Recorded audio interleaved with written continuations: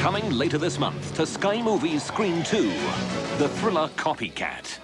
Sigourney Weaver is a criminal expert whose lecture on serial killers attracts the wrong kind of attention.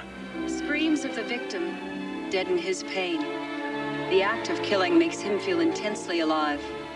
What he feels next is not guilt, but disappointment.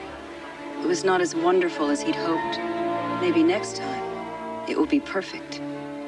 And as his determination builds to take another life, he plans in obsessive detail what props he'll bring, what knots he'll tie. Let me ask you guys something.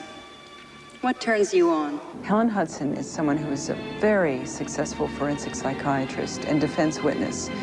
I think quite an arrogant person and very strong. And she's targeted by this killer and really has a breakdown and becomes an agoraphobic, alcoholic, pill-popping, as Holly Hunter's character calls her. It's the Boston Strangler. He's imitating Albert DeSalvo's crime scene right down to the kinky little details. Are you telling me this guy's copycatting a serial killer who's been dead for 20 years? Yeah, and why DeSalvo? Why not somebody that's been in the news recently? Gacy or Ramirez? I don't know. I mean, these guys are like viruses, you know. There's always some new mutation. What I loved about Helen was that she's so eccentric, and she reminded me of those great Hitchcock heroines who were sort of trapped in their houses, and, you know, they're too neurotic, you know, for a while to know what to do, and then they finally get away, you know.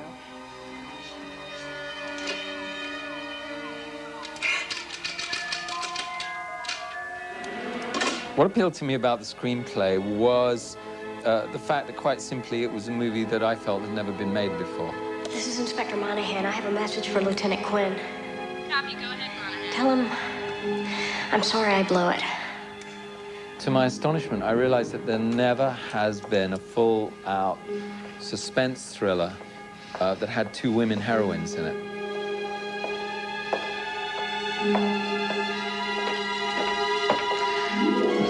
This is a genre thriller, and I'm proud of it. And genre is actually probably the most difficult form to deal with. And I wanted to wait a while until I felt ready to really tackle cinema's most highly evolved genre, really, which is the thriller. What I found appealing about the entire project was one John Amiel, who directed it, who I thought had done some really remarkable work with The Singing Detective and Queen of Hearts.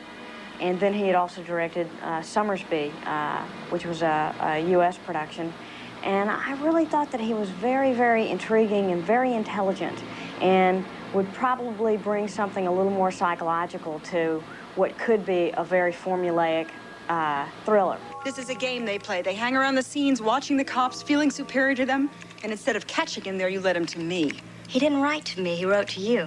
Why? Because I'm their damn pinup girl, that's why. People are fascinated by people who seem like us and look like us, and yet are sort of wired completely differently. Hello?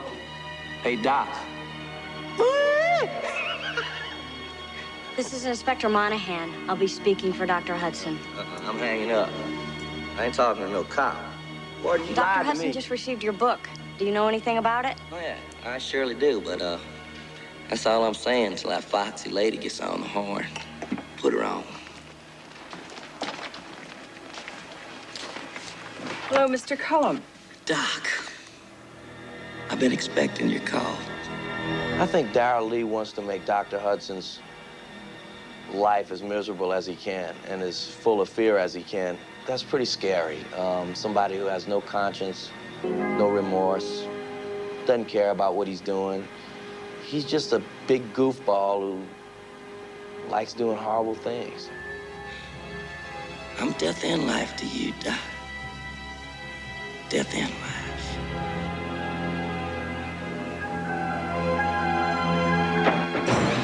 Copycat, later this month on Sky Movies Screen 2.